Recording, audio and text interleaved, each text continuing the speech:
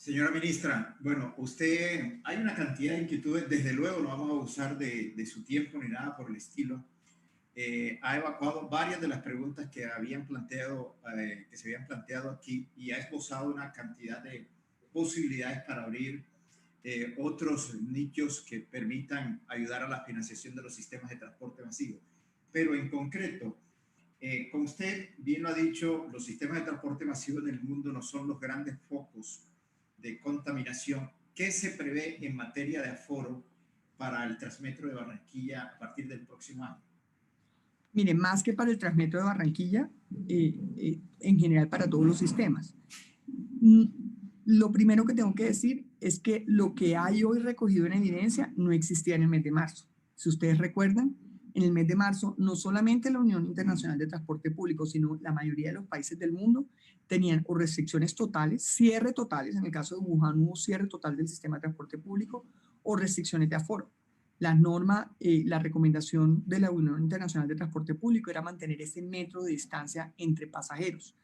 ¿Por qué? Así como en todos los protocolos de bioseguridad, por ejemplo, para las empresas se exigen que haya una distancia de 2 metros entre las personas que están sentadas en una máquina de coser si son operarios de una fábrica de confecciones o en una oficina. Y los protocolos exigen esos 2 metros. Entonces, lo primero es decir que en su momento, cuando se adoptó esa restricción,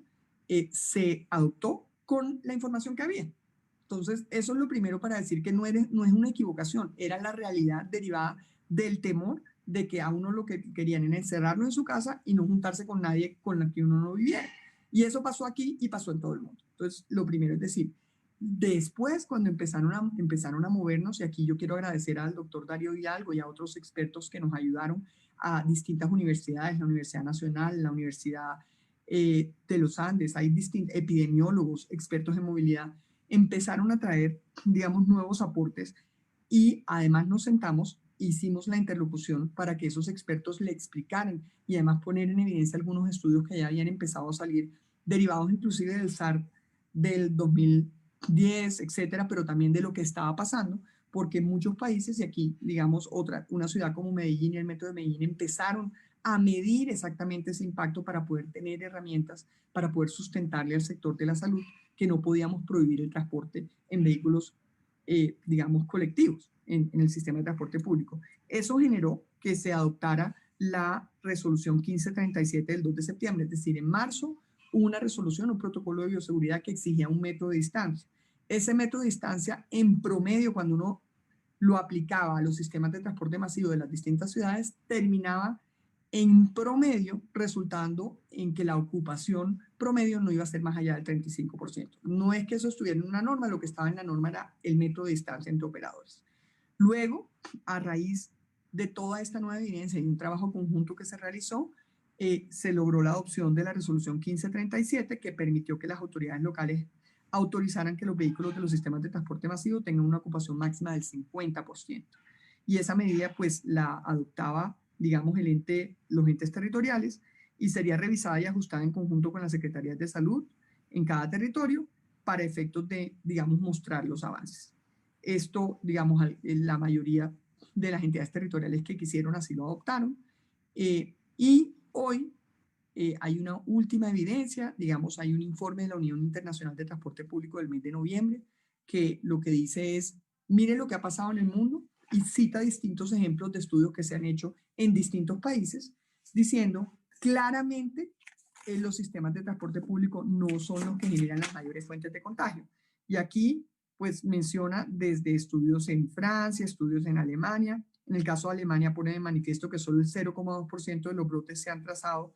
relacionados con el transporte. En el caso de Francia, de alguna manera habla del 1,2% del clúster, o sea, no es la minoría, no es la máxima. En el caso del Reino Unido, de alguna manera habla del 0,01% de los, digamos, de los contagios se han derivado del transporte y así, digamos, cita distintos estudios donde demuestra que realmente si uno utiliza los mecanismos de protección, le hace el tapaboca, el lavado de manos permanente, que los operarios del sistema utilicen sus elementos de protección y la higienización diaria de los vehículos, que es fundamental claramente.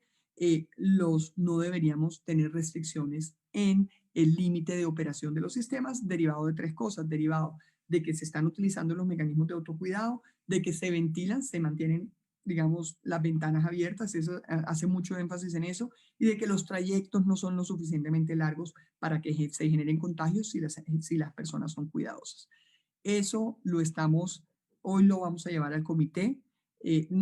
Si fuera por mí, como digo, yo estoy promoviendo que se elimine la limitación, digamos, de operación en porcentaje, pero si logramos que por lo menos se autorice el incremento del 50 al 75 o al 80%, pues logramos un gran avance. Quiero decir que lo que yo voy a plantear es que se elimine del todo, pero yo no les puedo garantizar eso, no es una decisión que esté en mis manos. Este es un tema que como cada decisión de los protocolos de bioseguridad de la pandemia se está tomando a nivel del Comité de Expertos en Salud, pero hoy estamos llevando todos estos recientes informes que son producto de estudios que se han hecho en los distintos países durante la pandemia. Entonces, solo decir que cuando se adoptó la restricción era lo lógico con la información que se tenía que se adoptara, pero que claramente hemos venido construyendo y se ha venido construyendo evidencia mundial que con estas medidas permitan la eliminación de estas restricciones derivadas de los estudios y de la información que se ha hecho. Ese